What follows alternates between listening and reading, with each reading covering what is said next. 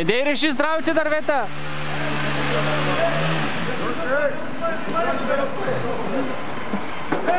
Ей, добре! Ама дейте да решите здравите дървета!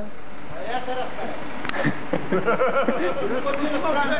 За какво да разкарам? Защо не се да разкарате вие? Ти му нарушаваш. Какво нарушавам? Личното достойство. Нищо достойство. Защо се присядате? Внимай вниманието на човека е. Ама да спре да реши, бе! Ами... Искам да спреш, що да ми кажа? Убиваш природата. Защо да изчезвам?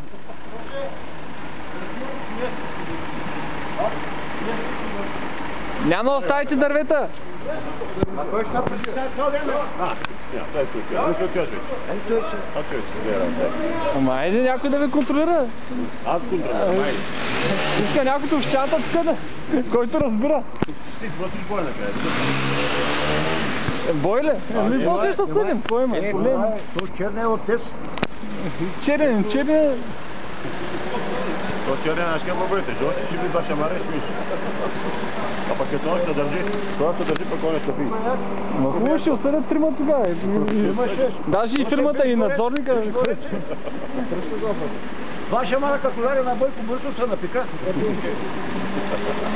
Той Бойко Борисов е пикнал, но са.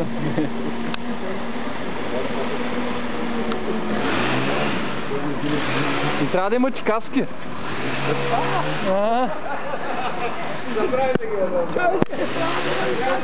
Ами в Европа как работите? Ги ли виждате по телевизията как? Не сме тук Ориента.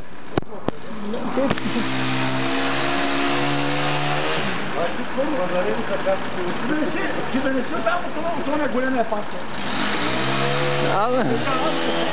От морската градина съм. Казва, че те жена то.